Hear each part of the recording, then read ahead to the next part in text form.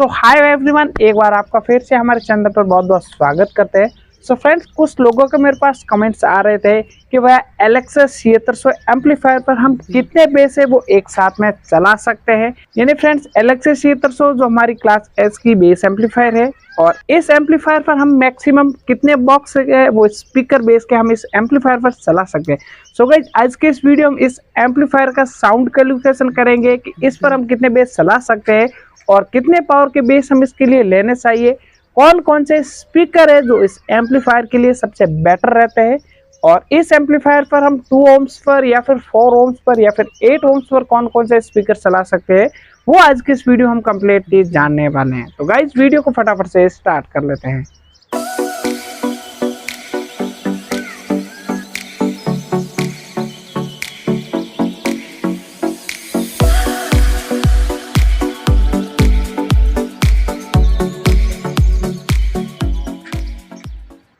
So friends, सबसे पहले हम बात करते हैं हमारे एम्पलीफायर के बारे में। तो ये है आहूजा की Alexa 7600 dual channel power amplifier है।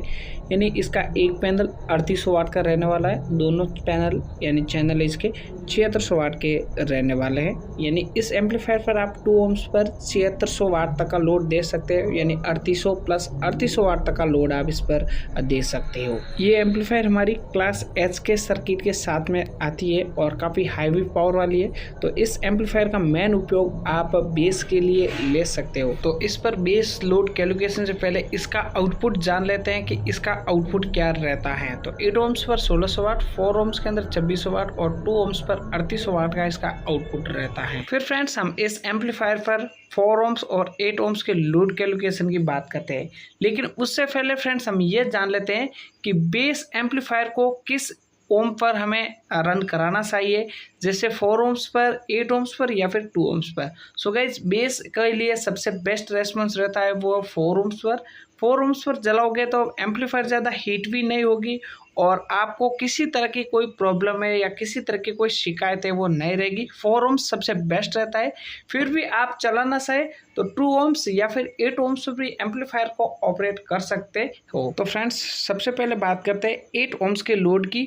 तो फ्रेंड्स, ये हमारी एलेक्सा 7600 एम्पलीफायर है, वो 8 ohms पर 1600 वाट का आउटपुट दे रही है। तो आप इस पर फ्रेंड्स 1600 की जगह 1800 वाट तक का भी लोड दे सकते हैं, क्योंकि 8 ohms पर एम्पलीफायर पर कोई ज़्यादा लोड होता नहीं है। आप उसकी कैपेसिटी से ऊपर भी लोड है वो दे सकते हैं, 2000 वाट तक का या 1800 वाट मैक्सिमम मान सकते हैं। फिर 4 ohms के अंदर बात करते हैं। 4 ohms के अंदर ये हमारी एम्पलीफायर है वो 2600 वाट का आउटपुट दे रही है। तो अब फ्रेंड्स, इस पर हम इसकी कैपेसिटी से ज़्यादा दे सकते हैं, लेकिन ज़्यादा नहीं होना चाहिए। जैसे 1300 वाट का बेस आप ले तो चलता है, मतलब 2600 वाट तक का लोड आप इस पर दे सकते हैं। और अगर हम इससे ज़्यादा लोड देंगे तो एम्पलीफायर हीट बहुत ज़्यादा होगी, जिससे हमें कोई भी प्रॉब्लम हो सकती है।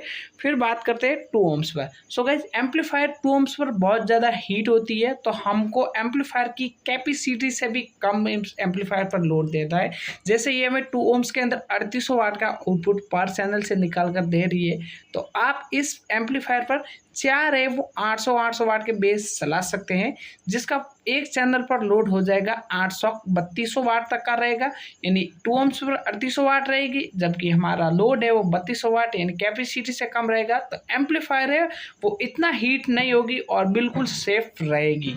सो गाइस, ये है हमारी एम्पलीफायर का बेस लोड कैलकुलेशन। तो आप इसके हिसाब से इस एम्पलीफायर पर लोड दे सकते हो और आपको अच्छा परफॉर्मेंस मिलेगा। ये पूरी की पूरी वायरिंग है वो पार्लर के अंदर रखी गई है, उसके हिसाब से ले सकते हो।